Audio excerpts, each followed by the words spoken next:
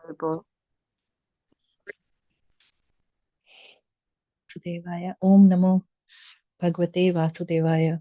Chapter 4. Srimad Bhagavatam, Canto 3, Chapter 4. Vidura approaches Maitreya. Text 1. Uddhav uvacha atha te tat anugnata bhuktva pitva cha varunim taya vipra amsita gnana durupter marma pasprishaha.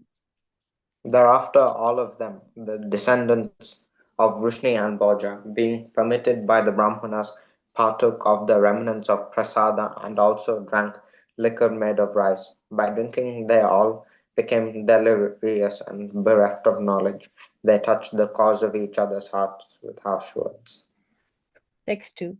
Te sammeraye doshena visam ikrita chetasam nimalochatirav asid venunam ivamardhanam. As by the friction of bamboos, destruction takes place, so also at sunset, by the interaction of the faults of intoxication, all their minds became unbalanced and destruction took place. Text 3. Bhagavan svatma mayaya gatim tam avlokyasa saraswatim upasprashya vrikshamulam upavisat. The personality of Godhead, Lord Sri Krishna, after foreseeing the end of his family by his internal potency, went to the bank of the river Saraswati, sipped water, and sat down underneath the tree. Text 4. Aham chokhato bhagavata prapannarti harenaha badrim tvam prayahiti swakulam sanjihirsuna. The Lord is the vanquisher of the distress of one who surrendered unto him. Thus he who desired to destroy his family told me previously to go to Badarakashrama. Text 5. Tatha api tat abhipretam gnanam aham arindama prashtatato navagamam bhartu padavisale sanakshama padavishles anaksamaha. Yet in spite of my knowing his desire to destroy the dynasty of Arindama Vidura, I followed him because it was impossible for me to bear separation from the lotus feet of the Master. Text 6. Adraksam ekam asinam vichin vandaitam patim Sriniketam saraswatyam kritaketam aketanam. Thus following, I saw my patron and master, Lord Sri Krishna, sitting alone and deeply thinking, taking shelter on the bank of the river Saraswati, although he is the shelter of the goddess of fortune. Text 7. Shyamavadatam virajam prasanta arunalochanam dorbir chaturbir viditam pitakausambarena cha. The Lord's body is blackish, but is eternal, full of bliss and knowledge, and very, very beautiful. His eyes are always peaceful, and they are reddish like the rising morning sun. I could immediately recognize him as the Supreme Personality of Godhead by his four hands, different symbolic representations, and yellow silk garments. Text 8. Vama urav adhisritya daksin anghari saroruham apasritar bhak aswatham akrasam tyakva pipalam. The Lord was sitting, taking rest against a young banyan tree, with his right lotus foot on his left thigh, and although he had left all household comforts, he looked quite cheerful in that posture. Text 9. Tasmin mahabhagavato dvayapayena suratsakha lokan anucharan siddha asas ada yadrachaya. At that time, after traveling in many parts of the world, Maitreya, a great devotee of the Lord and a friend and well-wisher of the great sage Krishna, Dvaipayana Vyasa, reached that spot out of his own perfect accord. Text 10. Tasya anurakta sya muner mukunda प्रमोदभावन अन्तकन्धरस्य अश्रृणवातो माम् अनुरागहास सम्मिक्ष्य रामायणुवाच. Maitreya Muni was greatly attached to him, the Lord, and he was listening in a pleasing attitude with his shoulder lowered, with a smile and a particular glance upon me, having allowed me to rest. The Lord spoke as follows. Text 11. Shri Bhagavan Vedaham antarmani Veda sorry Vedaham antarmanasi sitam te dadami yattad duravapamanye satre puraveshvashajam vasunam matsiddhikamena vasutvaye. O Vasu, I know from within your mind what you desired in the days of yore when the Vasus and other demigods responsible for expanding the universal affairs performed sacrifices. You particularly desired to achieve my association. This is very difficult for others to obtain, but I award it unto you. Text 12. Sa esu sadho charamo bhavanam asiditaste madanugrahoyat yanmam nilokan raha utrajantam distriya dadrasvan visad anuvritya. O honest one, your present life is the last and the supermost because in this term of life you have been awarded my ultimate favor. Now you can go to my transcendental abode, Vaikuntha, by leaving this universe of conditioned living entities. Your visit to me in this lonely place, because of your pure and unflinching devotional service, is a great boon for you. Text 13. Puramayu proktam majayanabhye padme nisannaya mamadi sarge gnanam paramam mahimavabhasam yatsuryo bhagavatam vadanti. O Uddhava, in the lotus millennium, in the days of yore, at the beginning of the creation, I spoke unto Brahma, who is situated on the lotus that grows out of my navel, about my transcendental glories, which the great sages describe as Srimad Bhagavatam. Text 14. Iti adra iti adra iti adratoktaha sorry iti adraktoha paramasya pumsa prakti prak pratik san प्रतीक्सान् अनुग्रह भजानुहम् स्नेहोत्तरो मा शकिलातक्षरस्तम् मुञ्चन् च प्राञ्जलेरभासे. Uddhava said, O Vidura, when I was thus favored at every moment by the Supreme Personality of Godhead and addressed by him with great affection, my words failed in tears, and the hairs on my body erupted. After smearing my tears, I, with folded hands, spoke like this. Text 15. Konva ishate padasarojabhajam सुदुर्लभोरथेषु चतुर्स्व अपिह तथापि नाहं ब्रवनोमि भूमन् भुवत्पदम्भोज निसवनो sukha. O my Lord, devotees who engage in the transcendental loving service of your lotus feet have no difficulty in achieving anything within the realm of the four principles of religiosity, economic development, sense gratification, and liberation. But, O Great One, as far as I am concerned, I have preferred only to engage in the loving service of your lotus feet. Text 16. Karmani anihasya bhavo bhavasyate durgasrayo bhari bhayat palayantam kalatmano yad pramadayata sramaha sat swatman rate khityati dhir vidamiha. My Lord, even the learned sages become disturbed in their intelligence when they see that your greatness engages in fruitive work, although you are free from all desires, that you take birth, although you are unborn, that you flee out of fear of the enemy and take shelter in a fort, although you are the controller of invincible time, and that you enjoy household life surrounded by many women, although you enjoy in yourself. Text 17. Mantreshu mamva upayotvam akuntita akhanda sadatma buddha rache prabhu mukta iva prama pramatas tanno manomohayetva deva.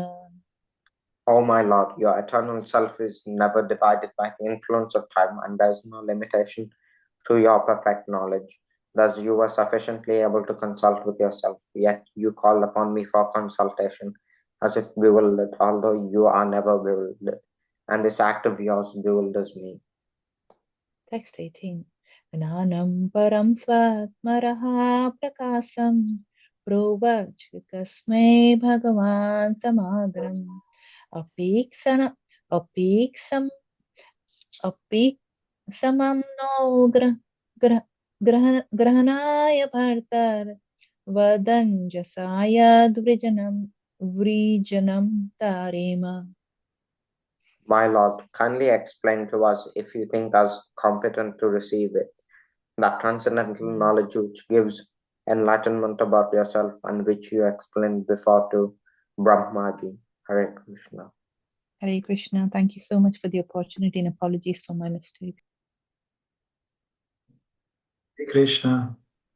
Really nice, Amrita Mataji and Dijit Prabhu. No, really, really nice recitation. Thank you so much. Hare Krishna, everyone. So today we are going to discuss Canto 3, Chapter 4, text 14 to 16. I'll share my screen.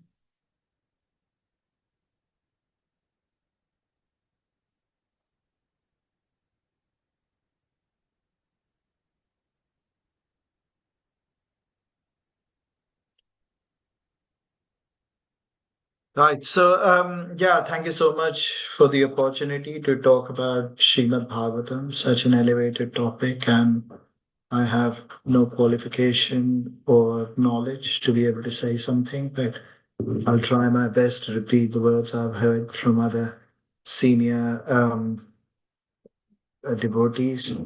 So, 3, 4, 14 has got no purport. So we'll maybe quickly go through 3, 4, 14, 3, 4, 15 together, and then discuss 3, 4, 15. Hi Krishna. So yeah, 3, 4, 14. I don't think I can recite like Namrata Mataji, but I'll try my best. इत्यादृतोक्ता परमस्य पुंसा प्रतीक्षणानुग्रभाजनो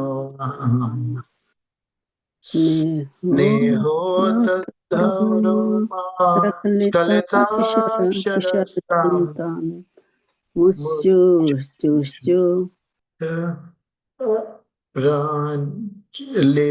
लिराबभाषे.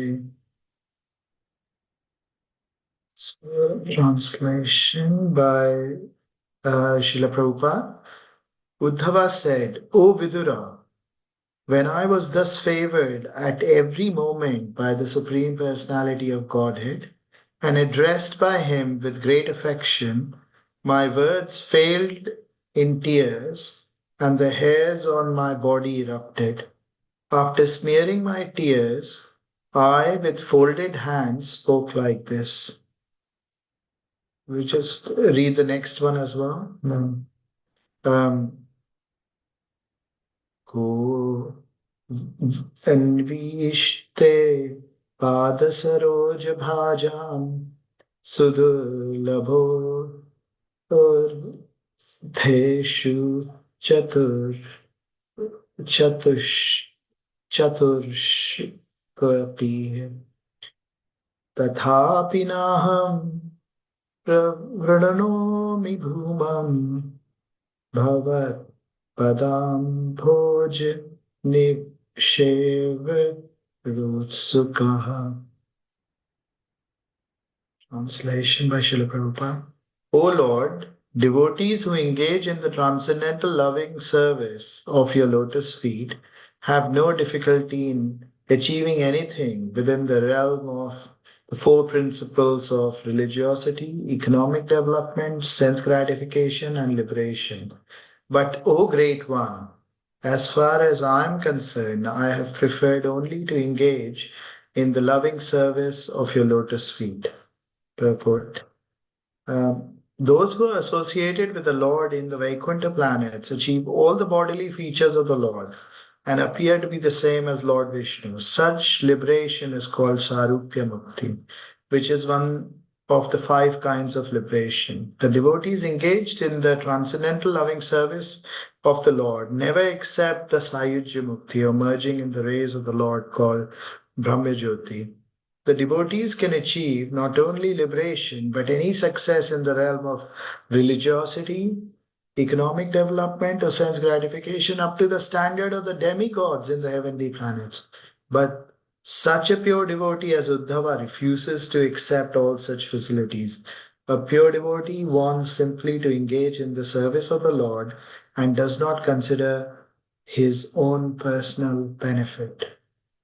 ॐ अज्ञानतिमिरन्धस्य ज्ञानाञ्जनाशलाखया चक्षुरुन्मिलितं येन तस्मै श्रीगुरवे नमः श्रीचैतन्यमनोभीष्टं स्थापितं येन भूतले स्वयं रूप कदा मह्यं ददाति स्वपदान्तिकं वन्देऽहं श्रीगुरु श्रीयुतापदकमलं श्रीगुरून् वैष्णवांश्च श्रीरूपं साग्रजातं सहगना रघुनाथान्वितं त्वं सजीवं साद्वैतं सावधूतं परिजनसहितं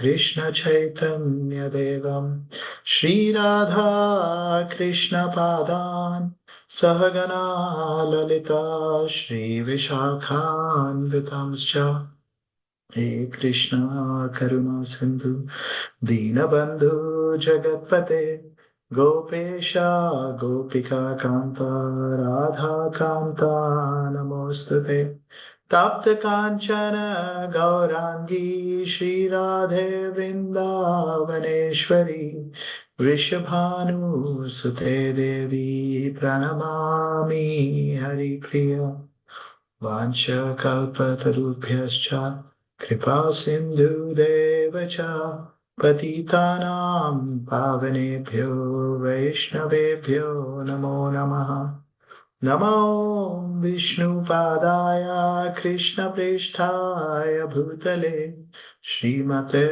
भक्तिवेदान्त स्वामीति नामिने नमस्ते सरस्वती देवे गौरवाणी प्रचारिणे निर्विशेष शून्यवादी पाश्चात्य जय श्री कृष्ण चैतन्य प्रभु नित्यानंद श्री अद्वैता गदाधर शिवासादि गौर भक्तवृंदा हरे Krishna Krishna Krishna Hare Hare Hare Ram Ram Ram Hare Hare. Please accept my pranams. So we'll look to say something about this verse, which I'll read again. Oh my Lord, devotees who engage in the transcendental loving service of your lotus feet have no difficulty in achieving anything within the realm of the four principles of religiosity, economic development, sense gratification, and liberation, which is dharma, artha, kama, moksha. But, O Great One, as far as I am concerned, I have preferred only to engage in the loving service of your lotus feet. So, clearly, Uddhav is showing how we as devotees need to aspire And we were just in our mentee meeting discussing um, nectar of devotion, and within nectar of devotion, um, there's a whole chapter on how bhakti is better than bhukti and mukti. Bhukti is material sense gratification, and mukti is moksha, dharma, artha, kama, moksha. And essentially, Srila Rupa Goswami goes through about 25 examples um, from Srimad Bhagavatam and from other scriptures to prove the point that bhakti is far superior. In fact, in a lot of shlokas, it is also explained that how bhakti already gets the happiness involved in the purusharthas, which is the dharma, artha, kama, moksha, or in bhukti and mukti. So, like, bhaktas are not missing out, or one who is practicing devotional service is not missing out on anything that we would gain through dharma, artha, kama, moksha, but we will get so much more. There are multiple examples given in the Shastras around how, if we just look at um, you know, the example of maybe Saubhari Muni. So we know how Saubhari Muni was doing tapa, his austerities inside the water for so long. But then he sees two fishes mate with each other, and then the desire rises in his heart, and he comes out and he goes to um, the king at that time of the place called Mandhata, and he says, "O king, um, give me your daughter to marry." King says, "Well, I cannot ask my daughter to marry you because, we follow a system of Swayamvara. But if you would like, you can go and ask them, and if they want to, or if my daughter would like to marry you, then I'll be happy to, make that arrangement." But then Saubhari Muni thinks that, he has got um, a body which is quite old. Um, he hasn't got, the opulence that a king's daughter would be used to. So he uses his tapabal to give himself a very nice body. He arranges a nice palace and a whole kingdom for himself. And then when he goes, there were 50 daughters of King Mandhata. When he goes um, and sees them, all of them want to marry him. And then, the king um, agrees and marries all the 50 daughters to Saubhari Muni.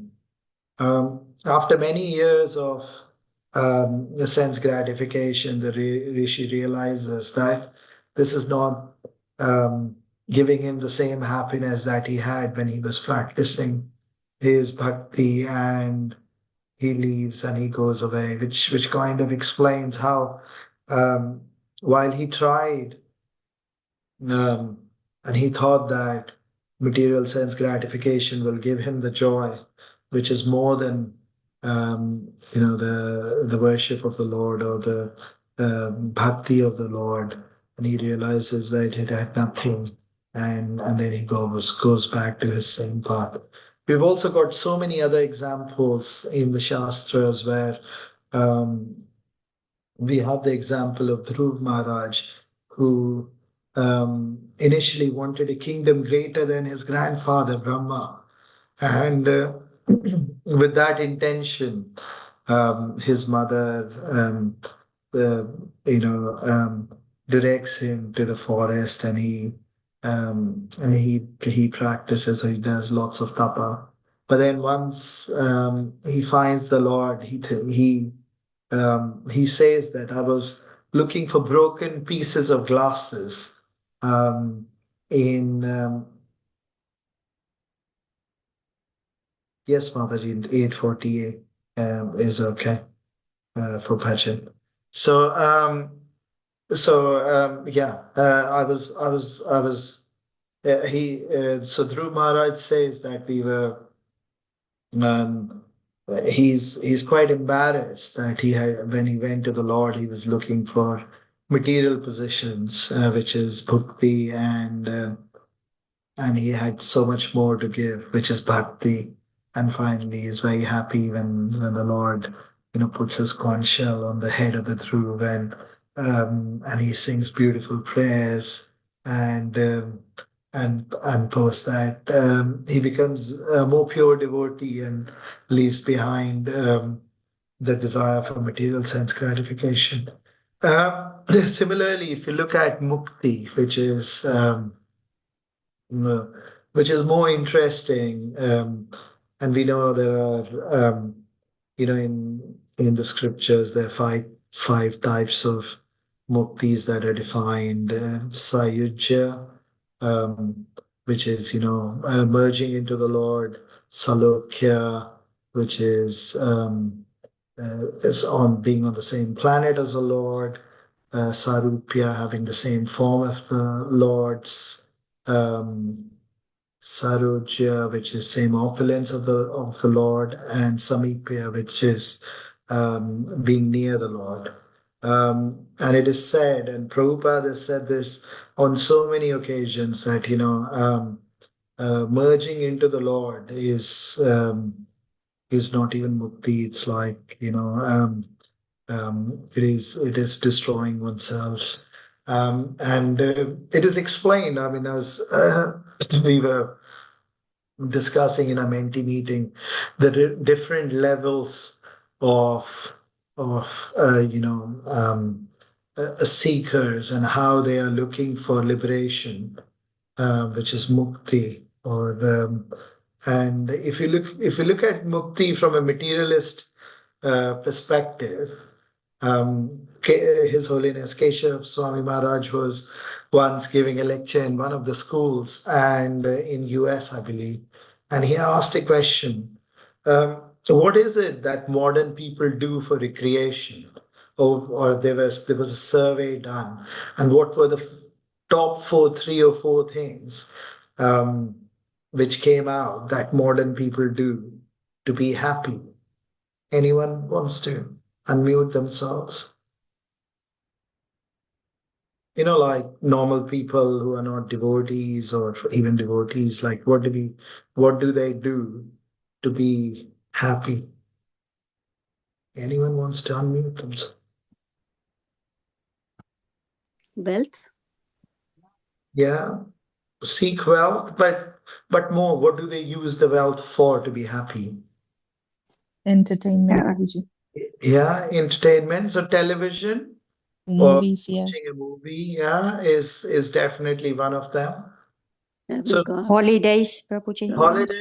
holidays also came out as a top choice. Others, Buying a car. yeah, buying possessions. Others, House. Good yeah. house, mansions. Yeah. So I mean, the top four things which came out was, one is watching television. Second was holidays. Then there was sleeping. People think, sleeping gives them happiness. And then the fourth thing was intoxication. And if we analyze the four things more closely, um, in all of the four things, essentially, people are trying to forget the today, right? So when anyone watches television, you try and forget everything else which is going on and want to be, or watch a movie, you want to be in the character and you want to be in a different world, isn't it? When we are sleeping, again, we want to forget about whatever is going on and we want to rest the mind.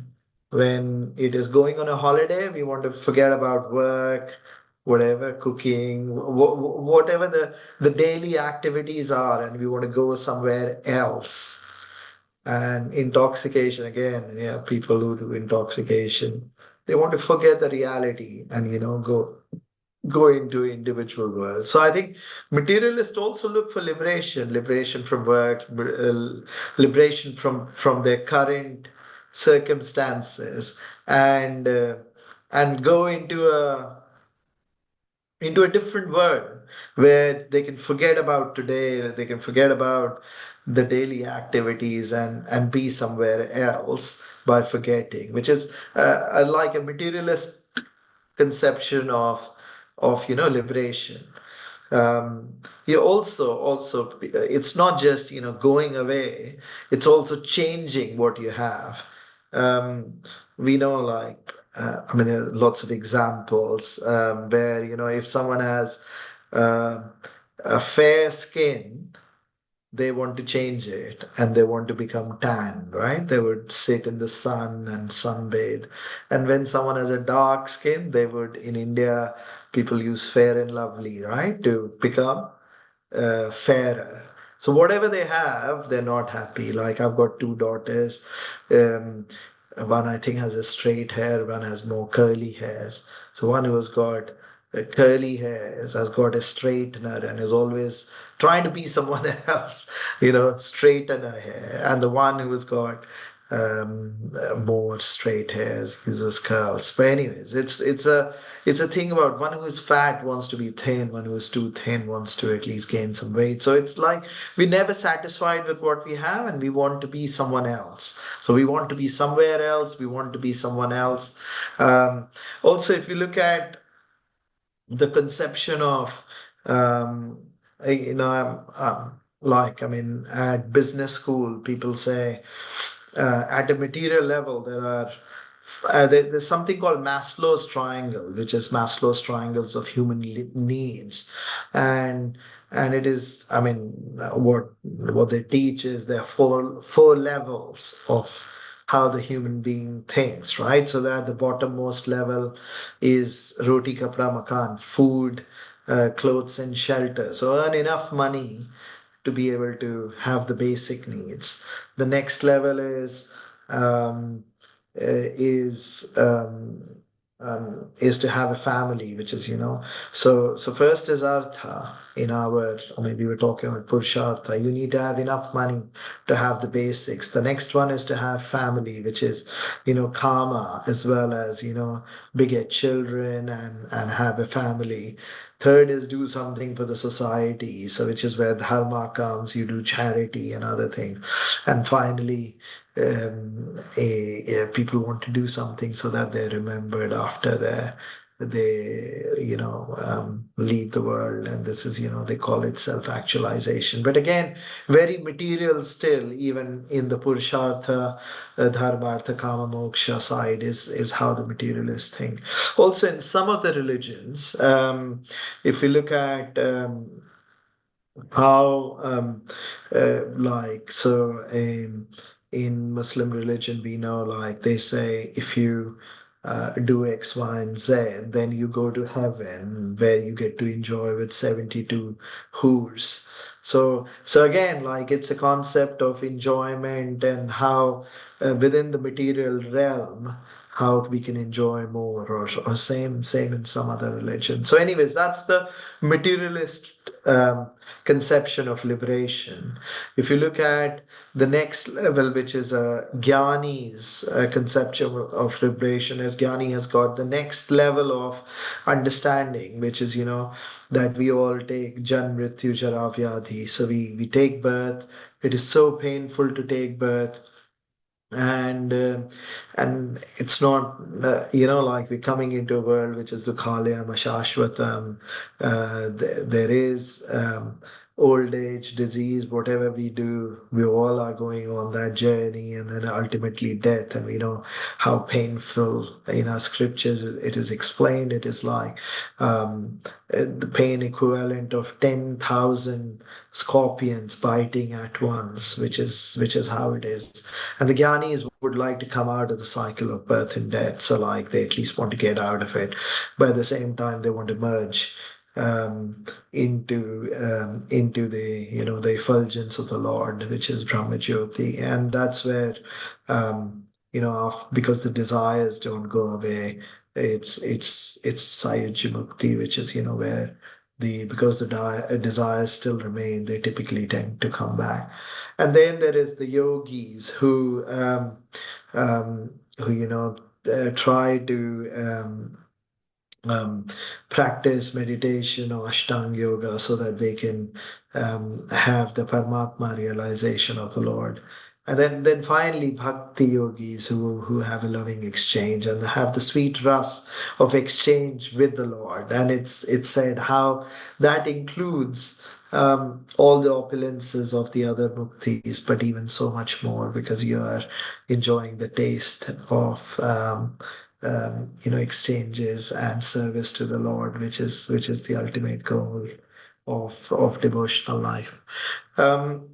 So, anyways, I wanted to just bring that to life as here Uddhav is saying that if I just bring the translation back here.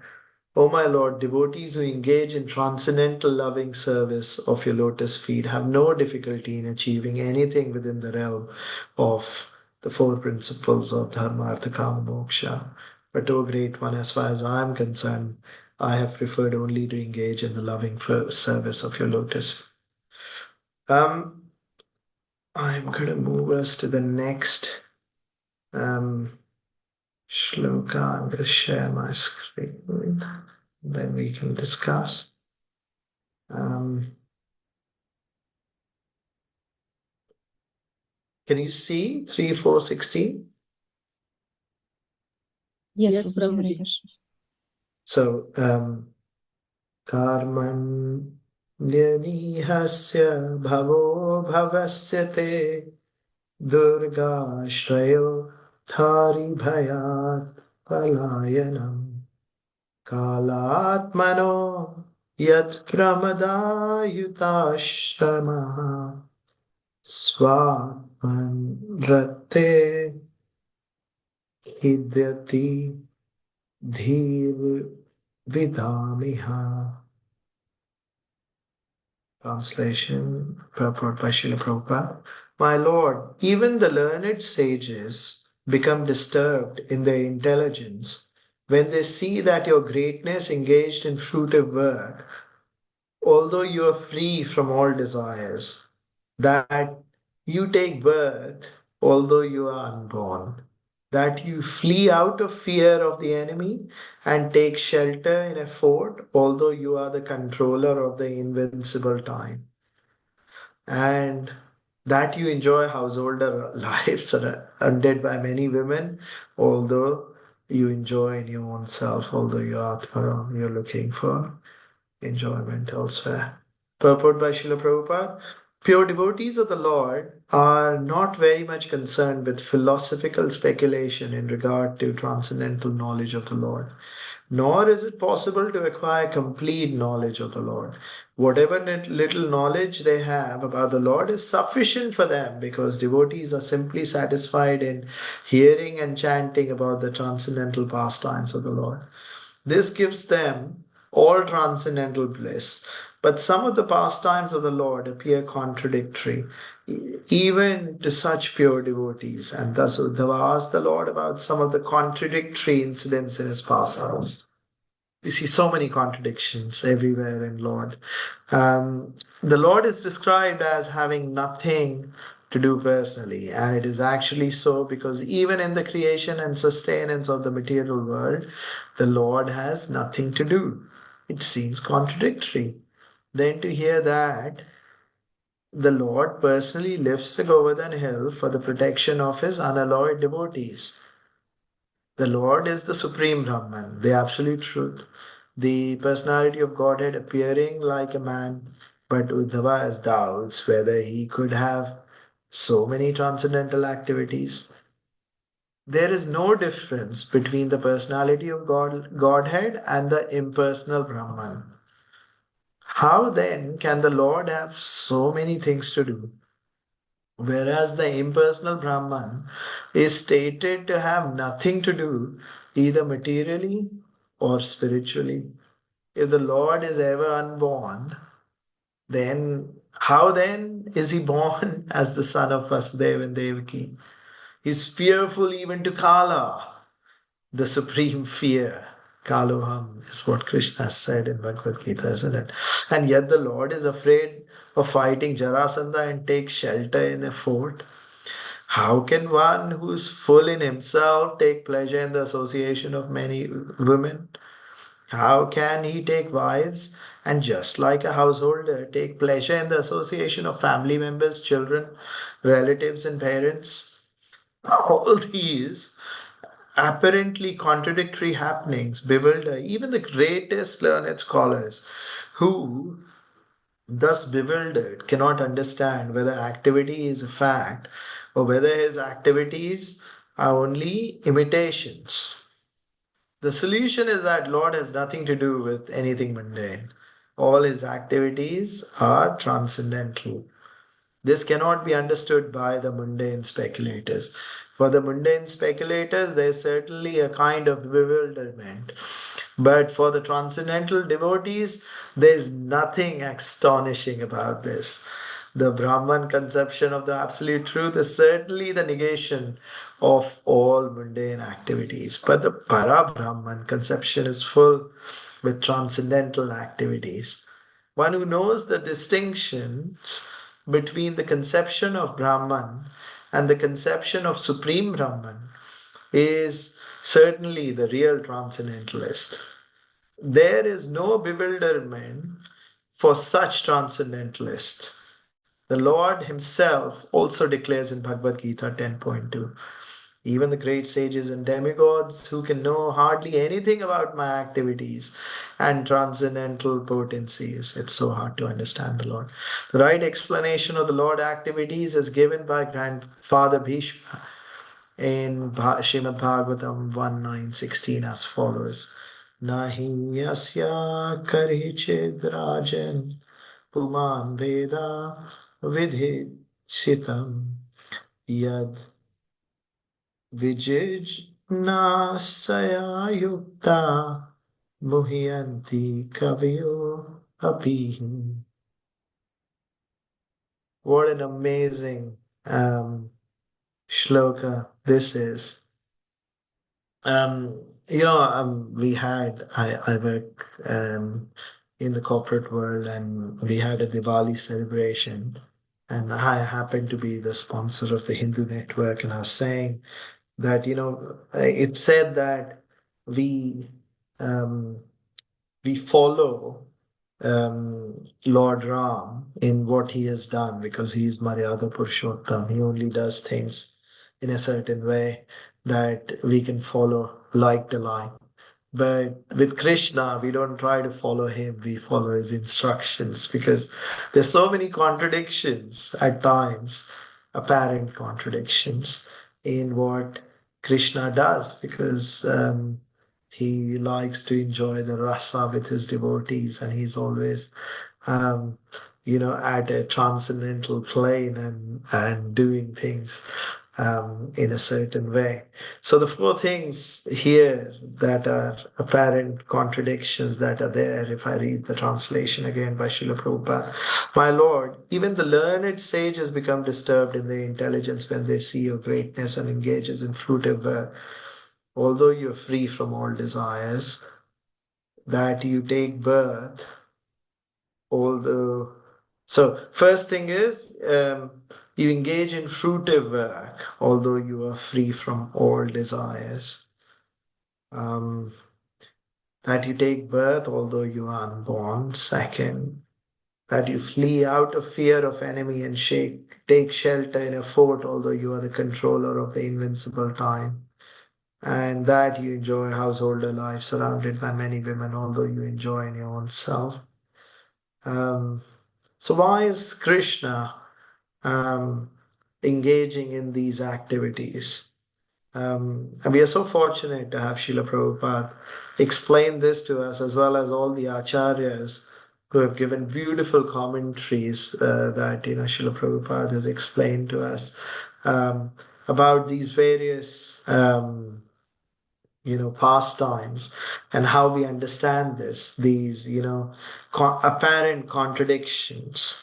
Um, I mean, like if you look at, we've just finished Damodar month, and I was listening to a lecture by His Grace Gauranga Darshan Prabhu, and he's given quite a few lectures on the contradictions which are just there within Damodar Leela. And like he starts by saying, Krishna is the absolute truth, but he lies. He lies that, I haven't stolen the butter. He lies um, um, about I haven't eaten mud. We know, right? Um, but like, so why is Krishna doing so? And he was saying that how these if there was a theft in the house and some material people were to steal something, right? So say there were some robbers who were to come in anyone's house. I hope that doesn't happen, but if that were to happen, it'll put all of us in anxiety. um, because like people start to feel what they may lose. We may feel threatened for safety, security, whatever. But when we hear about Krishna stealing, it fills our heart with love. It's amazing how he decorates the lies in the ornament of love, which we can all have. And he's doing these pastimes to obviously enjoy the rasa with his devotees, but also to give us the opportunity to have an experience of an exchange with him. Because if he is always the Almighty Lord in his, full awe and reverence, um, uh, the devotee's heart may not melt in the same way to interact with Krishna in the same way. So Prabhuji was going through the various contradictions which are there in Damodar Leela, which was amazing. Like some of the ones I can remember, he was saying how I mean, it's one of them. The first one is the same one, like Krishna. No, actually, Krishna is Atmaram, right? Krishna doesn't need to eat food. He doesn't get hungry. Like he's self-sufficient. He doesn't need anything from anyone. But still, out of love, he he wants to have the milk of the mother. And he was also explaining how the mother and Krishna had a competition, literally, where um, the amount of milk which was coming out was so profound that it didn't want to stop, because the mother wanted to feed Krishna as much as Krishna wants. And Krishna also wanted to have as much, but in this competition, mother won, because mother's love was much more than Krishna could have, which is why we call him Bhaktavatsal. Um, then it said, like, Krishna gets angry, right, when mother leaves him and goes to pick up the pot. I mean, how can we all know the lust, anger, greed is part of the three gunas: mode of passion, mode of um, mode of goodness, passion, ignorance. It's part of the three gunas as to how anger comes.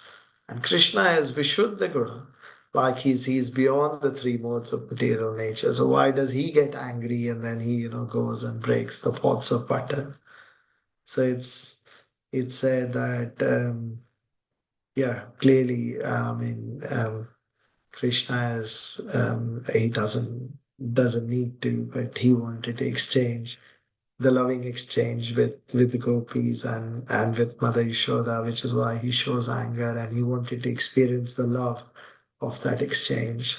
And then he goes on, and then we know that mother runs behind him. And this is the same one, even in this shloka, it is explained like, Krishna, when Kal Yavan was coming, or Jayadratha was coming, like the 17th or 18th time, Krishna decides to run when his name became Ranachod. Um, but like he didn't, and it's also said that he was kind of walking in that instance. He didn't even run so fast. But in this case, I mean, Krishna is one of the name of Krishna is Ajita. No one can win over him. But Mother Yashoda, after running very hard, she is able to catch him and win over him. Again, who is the winner? The devotee is the winner, because of love um, that they have for the mother. I mean, for Krishna, and then we know how he's so afraid. Also, throughout this, he's afraid, and I think Prabhu was saying how we've got four emotions: eating, sleeping, mating, defending. Or in Sanskrit, he was saying bhayamathun. So yeah, nidra, eating, nidra, ahar, bhayamathun. Right? So like nidra stands for sleeping, ahar is eating, bhay is fear, and maithun is mating. And he's saying like out of these four emotions, one cannot sleep for 24 hours a day. We cannot eat for 24 hours a day. Um, one cannot procreate for 24 hours a day. But like one can be in this state of being fearful 24 hours a day. So of the four emotions, fear is one of the biggest emotions. And it is said, even in this shloka, it's said, and Prabhupada has said in his purport, like how Krishna says, Kaloham Masmi, like he is the, the time or destruction in the form of time. He's the fear personified, is afraid of Krishna, and here Krishna is running away in fear of the mother, where he's again exchanging love with the mother. Again, I mean I mean, and he went on and on with each step of Damodar Leela as to how there's so many contradictions at every step. I mean, who can bound the Lord? He's present everywhere. He's on Ito Narshinga, Parato Narshinga, Yato Yatayami, Tato Narshinga. He's everywhere, which is boundless. The definition of the Lord is he's everywhere. He's omnipresent. How can you bound something which is boundless? Again, for the interaction of love with his mother, he decides to get bound. And then how, normally it is said that one who is free can free others. And here then Krishna, pulls the yokel, or the what's yokel called in English? Yeah, the mortar, and he takes between the Yamalarjun tree, and he liberates Nalkover and Manikriv. It is said that the wooden grinding mortar was very weak. It could have easily got crushed, even if we believe that Krishna had the force to pull those two tree downs. The wooden grounding mortar would have got crushed before it could do any harm to the two trees. But what gave it strength, the wooden grinding mortar, was because it was connected to Krishna. And if we are connected to Krishna, we will have the strength, and we can do wonders. I know 240 Mataji said is the bhajan, so I'm going to probably pause there. Please forgive anything I have said which is incorrect, and my shortcomings and any offenses I may have done. If there are any comments or corrections, we can quickly take it. Otherwise, we can get into bhajan. Hare Krishna.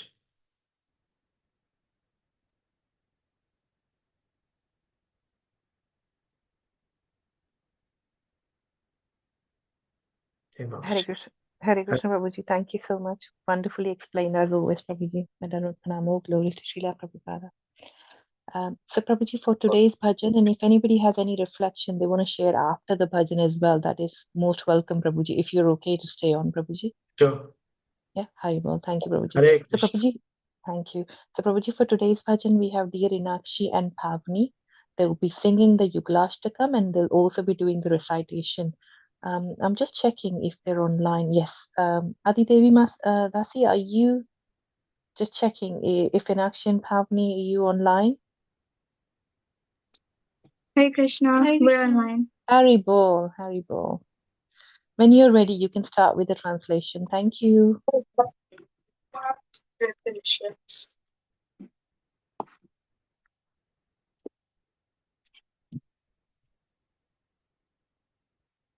Radha is immersed fully in pure love for Krishna, and Hari is immersed fully in pure love for Radha. In life or in death, Radha and Krishna are my eternal shelter. Radha is the precious treasure of Krishna, and Hari is the precious treasure of Radha. In life or in death, Radha and Krishna are my eternal shelter.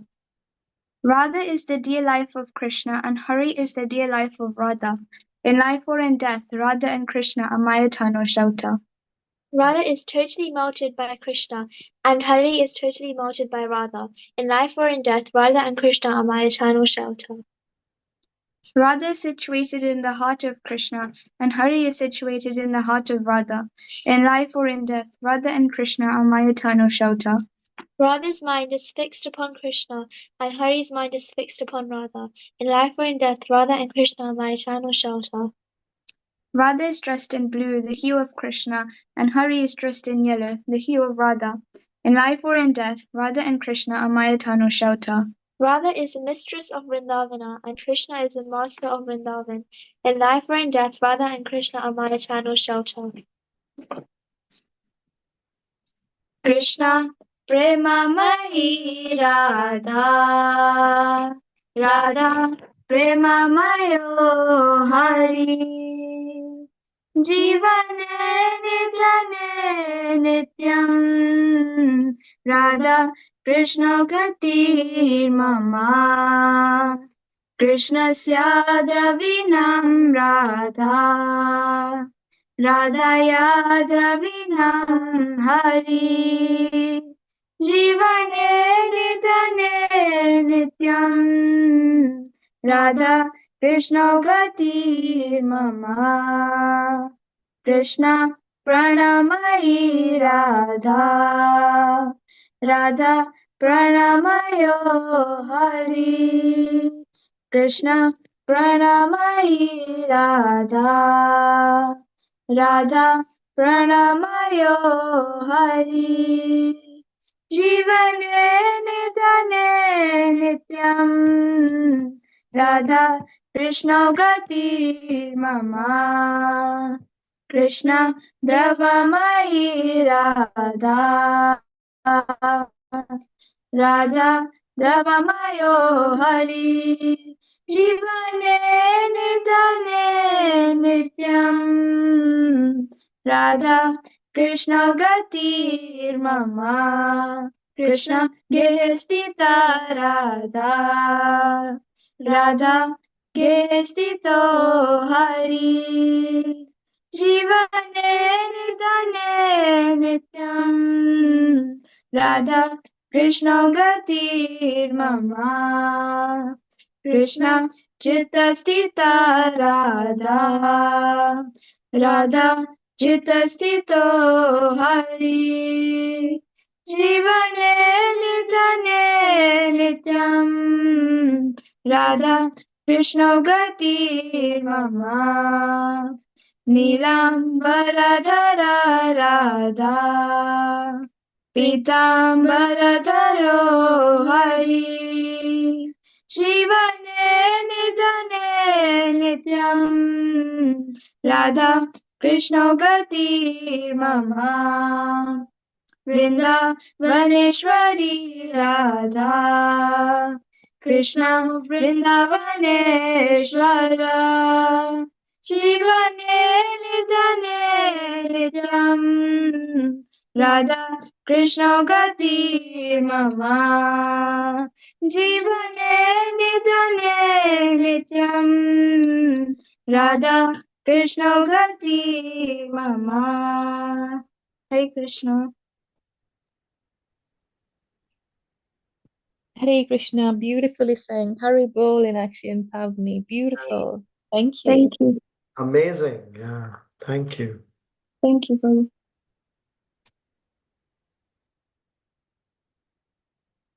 Hare Krishna, everyone. Vanchakalpatarubhyascha kripa sindhu devacha patitanam pavanebhyo vaishnavebhyo namo namaha. Namo Namaha. Thank you, Prabhuji, for your Hare class. Krishna. Hare Hare Krishna. Hare Hare Krishna. Thank Krishna, you, Prabhuji. Prabhuji. Hare Krishna, everyone.